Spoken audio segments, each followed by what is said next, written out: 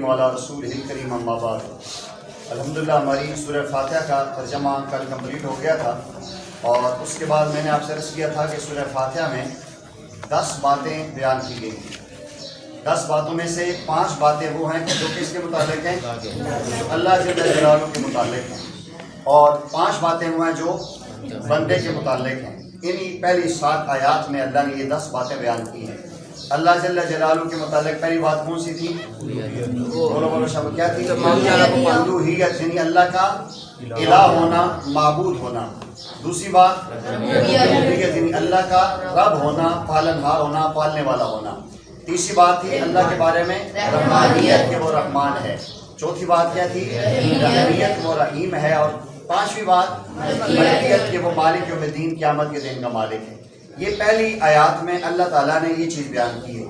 الحمدللہ میں الوہیت ہے، رب العالمین میں ربوبیت ہے، الرحمن میں رحمانیت ہے، رحیم میں رحیمیت ہے، اور مالک یوم الدین میں ملکیت ہے۔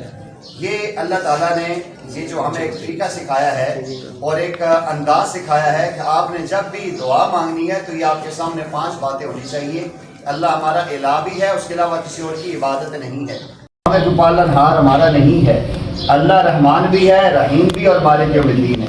اچھا، اب اس میں 5 باتیں جو ہے وہ بندے کے متعلق ہیں، جو بندہ اپنے متعلق اس کے اندر کرتا ہے، جو اس کو ترغیب دی گئی ہے کہ یہ 5 باتیں یہ بندہ بھی اپنائے۔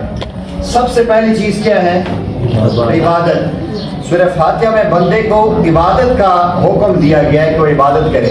ایاکا نعبد، کیا معنی ہے؟ اللہ ہم تیری ہی عبادت کرتے ہیں۔ یہ پہلی چیز جو بندے کے متعلق اس سورہ فاتحہ میں پیغام دیا جا رہا ہے وہ عبادت کا ہے، کہ جو بھی بندہ ہے اس سورہ فاتحہ کو پڑھے گا تو وہ اقرار کرے گا کھڑے ہو کے کہ ایاکا نعبد، اے اللہ ہم تیری ہی عبادت کرتے ہیں۔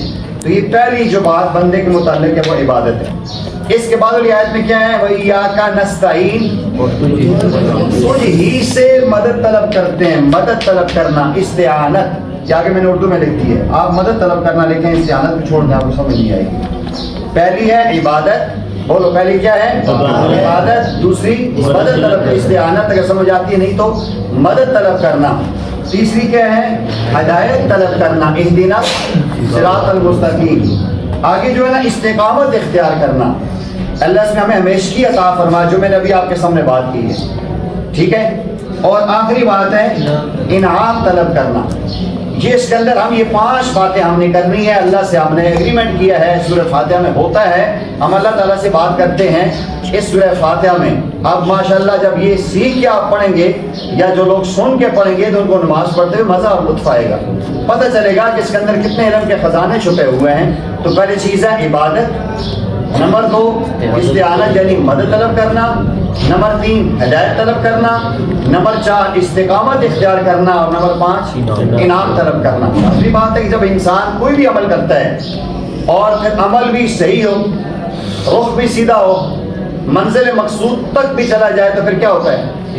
انعام دیا جاتا ہے نا، بھائی تو بڑا کام کیتا ہے یار، ونر ہو گئے۔ تو ہر فیلڈ میں انعام دیا جاتا ہے، تو انعام مانگنا بھی تو ہمارا حق ہے اللہ جل جلالہ سے۔ یہ بات دیکھیں آپ، پھر میں سمجھاتا ہوں۔ بندے کے متعلق 5 چیزیں سورہ فاتحہ میں بیان کی ہے: عبادت کرنا، مدد طلب کرنا، ہدایت طلب کرنا، استقامت طلب کرنا یعنی اس کی دعا کرنا، اور انعام طلب کرنا۔ شاباش لکھیں، عبادت، استعانت، طلب ہدایت، طلب استقامت، طلب انعام۔ شاباش لکھ لیں جی۔ بندے کے متعلق سورہ فاتحہ میں اللہ جل جلالہ نے 5 باتیں بیان کی ہیں۔ ان میں سے پہلی ہے عبادت کرنا، دوسری مدد طلب کرنا، تیسری ہدایت طلب کرنا، چوتھی استقامت اختیار کرنا، اس کی دعا کرنا، اور 5ویں انعام طلب کرنا۔ دیکھو شاباش شاباش، جلدی جلدی۔ عبداللہ سے زیادہ آپ نہیں لکھ رہے؟ چلو چھوٹے کو لکھاؤ ساتھ۔ شاباش شاباش، یہ سمجھو، لکھو پھر میں سمجھاتا ہوں۔ پہلی ہے عبادت کرنا، مدد طلب کرنا، ہدایت کی درخواست کرنا، استقامت طلب کرنا، اور انعام طلب کرنا۔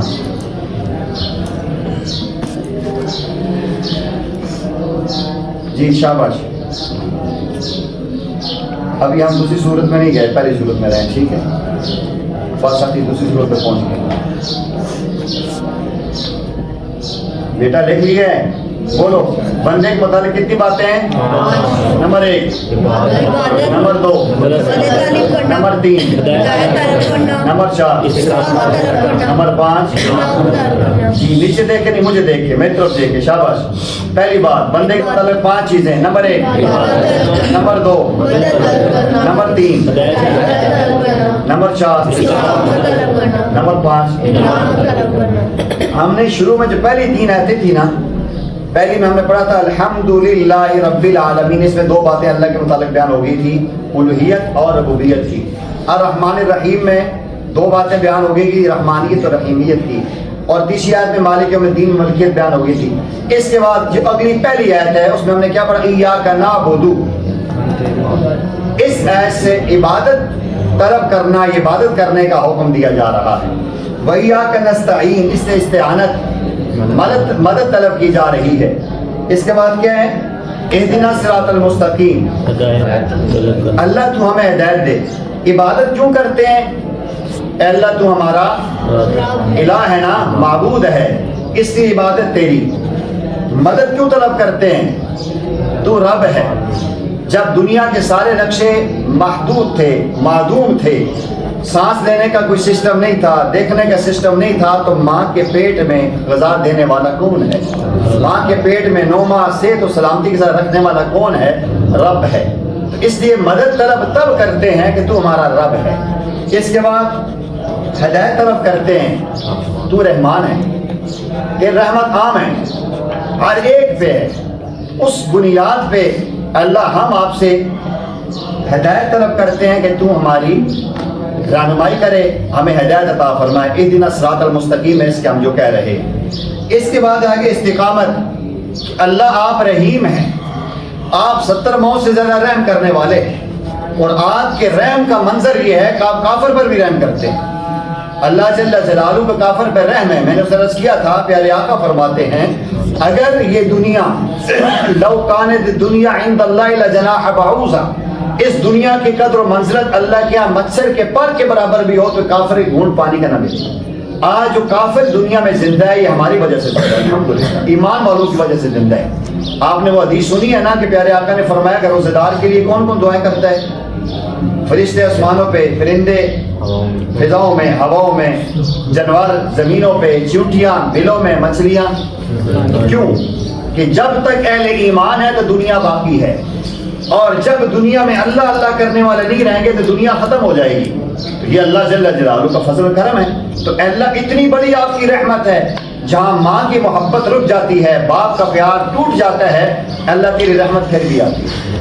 بندہ گناہ کر کر کے تھک جاتا ہے تو اللہ جل جلالہ فرماتے ہیں اتنی رحمت ہے اللہ کی.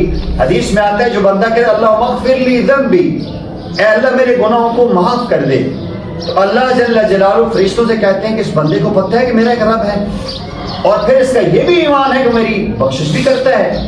اللہ فرماتے ہیں کہ میں تیری مغفرت کرتا ہوں. اللہ جل جلالہ کے سامنے آپ سنتے ہیں انسان جو ہے نا, ایک مشہور واقعہ کیا ہوا ہے نا کہ بندہ کئی سال یا سنم یا سنم یا سنم بول رہا تھا, غلطی سے اس کے منہ سے یا سمد نکل گیا تو لبیک یا عبدی کی آواز آئی. تو فرشتوں نے کہا, جو روایت میں آتا ہے کہ اللہ اس 80 سال آپ کو اس نے نام بھی نہیں لیا, بھولے سے آپ کا نام اس کے منہ سے نکلا ہے, تو آپ نے فوراً لبیک یا عبدی کہا. فرمایا 80 سال تک بتوں کو پکارتا رہا, اس نے جواب نہ دیا, مجھے غلطی سے پکارا, میں بھی جواب نہ دیتا, مجھ میں سمد اور سنم میں کیا فرق رہ جاتا. اللہ اتنا کریم ہے. تو فرمایا اس لیے ہم آپ سے استقامت مانگتے ہیں. انعام آخرت کے دن کا مالک کون ہے؟ اللہ ہے نا. جنت بھی اللہ کی, جنت کے بالا خانے بھی اللہ کے, جنت کی حوریں اور غلمان بھی اللہ نے پیدا کیے ہیں نا. اللہ جی جب سب کچھ آپ کا ہے, ہم آپ کے نبی کے غلام ہیں, آپ کے بندے ہیں, آپ ہمیں انعام دیں. صراط الذین انعمت علیہم, اللہ راستہ میں انعام یافتہ لوگوں کا دکھا دیں. آپ کو میں نے بتایا تھا انعام یافتہ طبقے کتنے ہیں. نمبر 1 انبیاء, نمبر 2 صدیقین, نمبر 3 شہداء, نمبر 4 اولئک الذین انعم اللہ, یہ وہ لوگ ہیں جن پہ اللہ جل جلالہ نے انعام کیا ہے. تو یہ بندہ آخر میں اللہ سے انعام طلب کرتا ہے. ماشاءاللہ. سبحان اللہ تو بولو. اتنی پیاری باتیں آپ کو بتائی, زندگی میں کبھی سنے آپ نے؟ کسی نے بھی سنا, ہم سب میں سے بہت کم سنا ہے. پھر میں دوبارہ رپیٹ کرتا ہوں, سورہ فاتحہ میں اللہ نے 10 باتیں بیان کی ہیں. سورہ فاتحہ میں اللہ نے 10 باتیں بیان کی ہیں. 5 کس کے متعلق ہیں؟ اللہ جل جلالہ کے. 5 کس کے متعلق ہیں؟ بندے کے متعلق ہیں. اللہ جل جلالہ کے متعلق کیا ہے؟ الوہیت, ربوبیت, رحمانیت, رحیمیت, ملکیت. بندے کے متعلق 5 کون سی ہیں؟ عبادت, استعانت, طلب استقامت اور انعام. ٹھیک ہے, یہ آپ خود بھی سنیں بار بار. یہ جو یوٹیوب چینل پہ خانقاہ نقشبندی ہاشمیہ پہ جا رہا ہے اس کو بھی دیکھیں, اور جتنے بھی میرے جتنے بھی ساتھی فالوور ہیں, جس تک یہ پیغام جائے, اس سورہ فاتحہ کی اس تفسیر کو جہاں تک ہو سکتے اس کو شیئر کریں, تاکہ آپ بھی نیکی میں پھیلانے کے ہمارے معاون بن جائیں. اللہ جل جلالہ مجھے آپ کو اس پہ عمل کی توفیق عطا فرمائے.